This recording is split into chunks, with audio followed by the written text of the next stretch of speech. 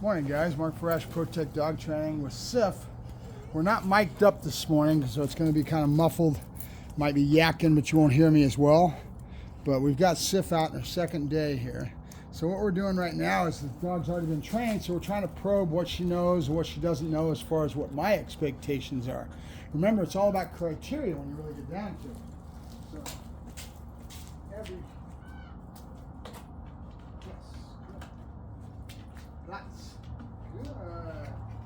So every person, expects different things out of them. So I'm doing that right now. This is the 3 Ds. You've heard me talk about it before: distraction, distance, and duration. Good. So she obviously is not used to, not that her owner didn't do this, but remember what I was talking about yesterday. They get into changing lifestyles and doing things based on what they're doing. So things change in life, right? And then you stop expecting the same things you used to when you got them trained, and things start to slide, right? So in this context, I'm trying to work on the 3 Ds. This is duration, and distance, and distraction. Good. Which is the nucleus of your stays. Nope. Good. So she's a sensitive little girl. I don't have to do much. Down. I don't have to yank on her, and she just blows off all the corrections. She's more wanting to please, and she has a sensitive nature. So I don't need to be heavy with my corrections. I can say no with a chastised tone, give her a lot of body language and attitude, and don't have to come in on her strong. Remember that dogo that I was working? That dog could take a licking and keep on ticking. So you needed to have something that he would be more subservient to or more aware of as far as corrections. You don't need to do that with a dog like this. She's very sensitive, wants to please. Good. But we still have to have the same expectations, the same criteria. Good. So this is from in front, but you'll see she breaks if you go to the side. Good. And that's all I need to do until she learns what I expect. Good. Based on my patterns and criteria that I expect of her, right? Good. You don't need much more. Every dog is different. And just because I advocate using aversives is because I know how to do it and I know when to do it. You don't need to put a correction on her. I can use just my voice, body language coming in on her strong. That's good enough. I don't need to do any more.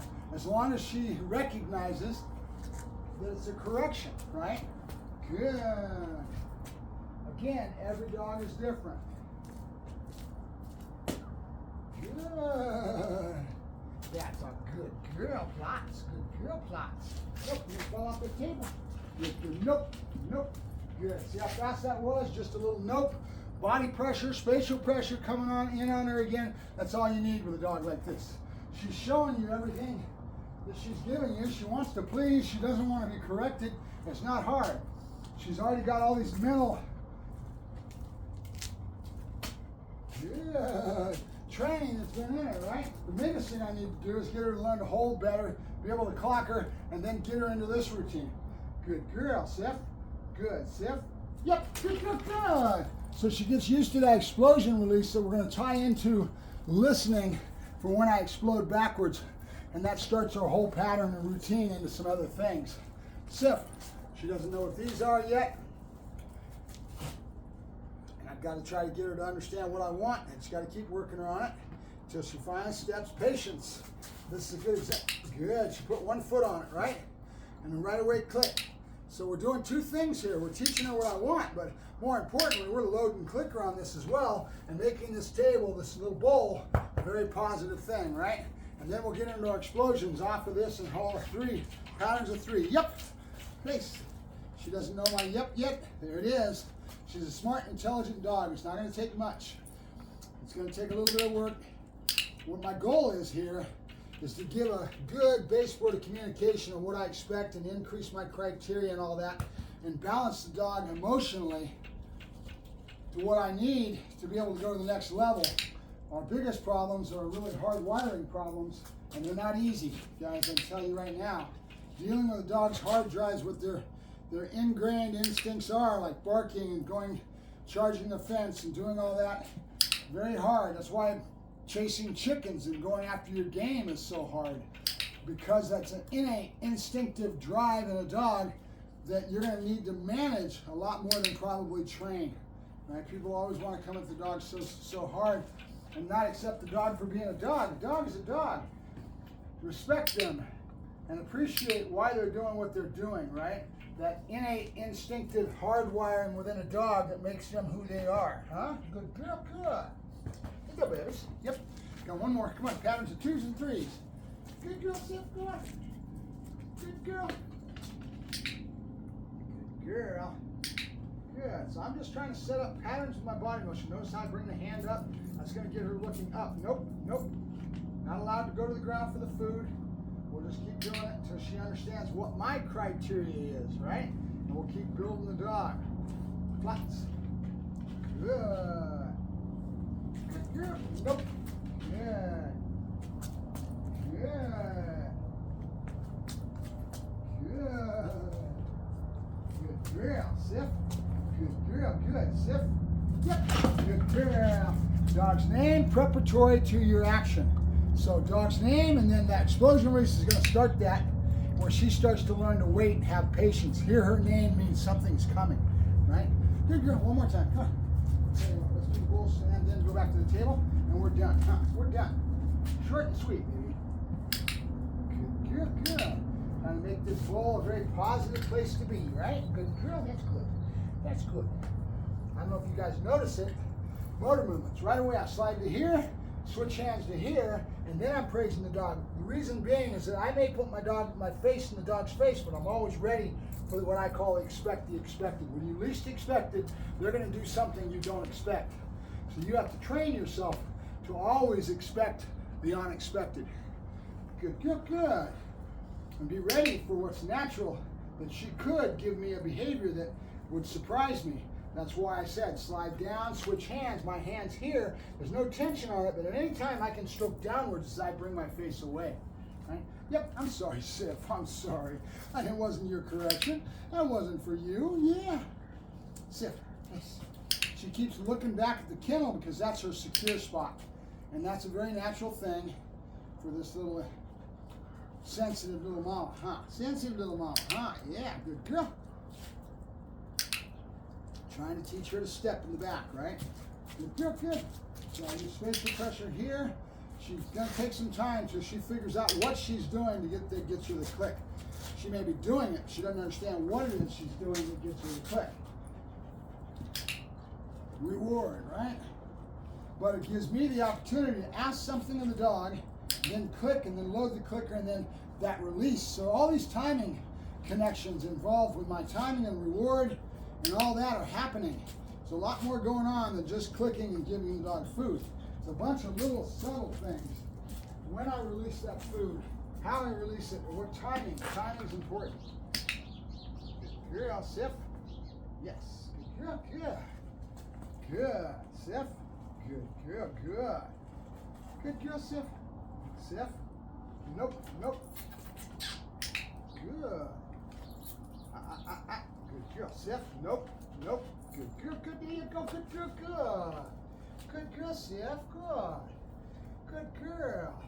I'll be doing a lot of this, a lot of help to get her to understand what I want out of her until we establish some patterns and routines, right? Good girl. Lots. Good girl, Sif. Good. There you go. Nope. Good. So you notice what's happening here.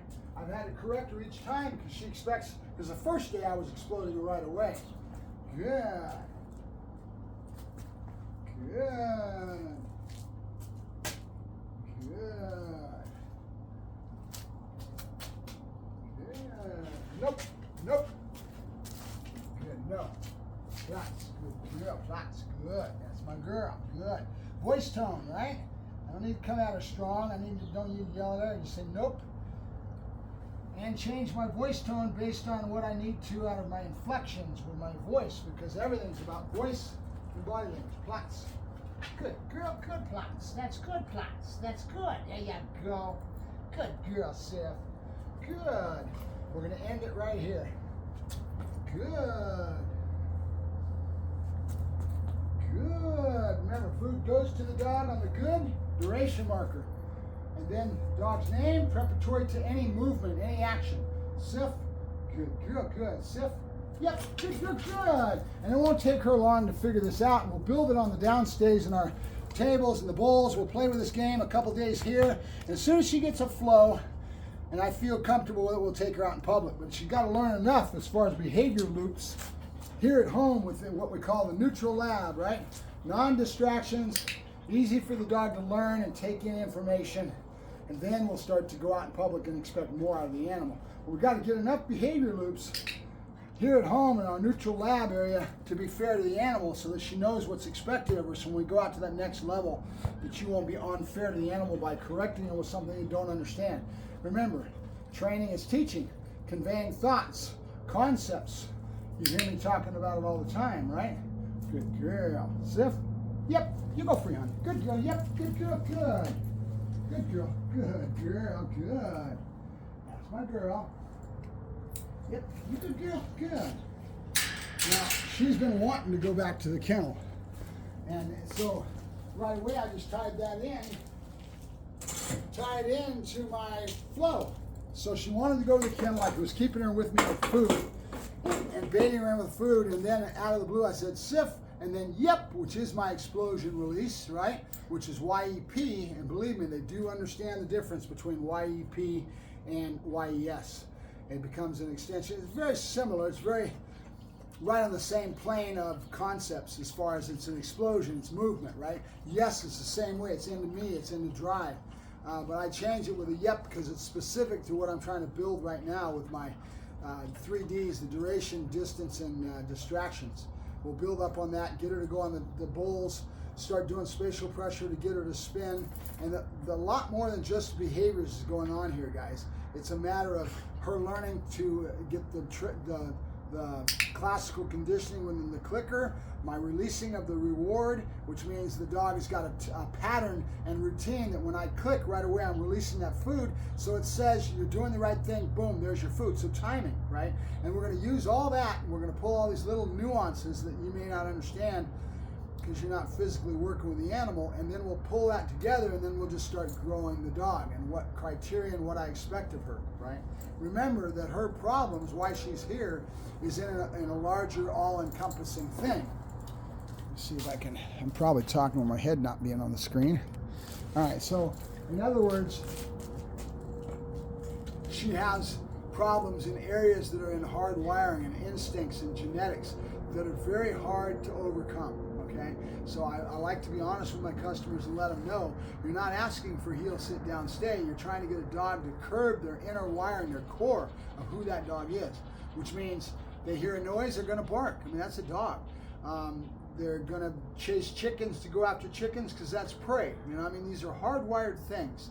And when you get into the hardwiring of the dog, the only answer really is to do so much communication baseboard and get it really solid on all the obedience so that when you start trying to handle that problem with normal ways of addressing things, suppression, other ways of addressing some of these higher drives that we have to use, it's a little fairer because the dog has a really good understanding of communication baseboard, and they're more likely to curb that negative behavior that we're trying to curb that is so hard to overcome.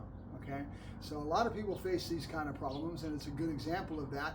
We already have a dog that's 5 years old. She's pretty well trained, but at the same time, like I said, lifestyles go on, and that criteria starts to slide, and pretty soon you're not staying on top of that, and so you lose that edge to be able to handle those higher echelon hard wiring drives that are in a dog that people get so irritated by. You know, the dog's barking like crazy, what do I do, that kind of thing. We're going to probably go to tools, we're going to go to a bark collar, but we're going to set up pattern and routine with that as well, right?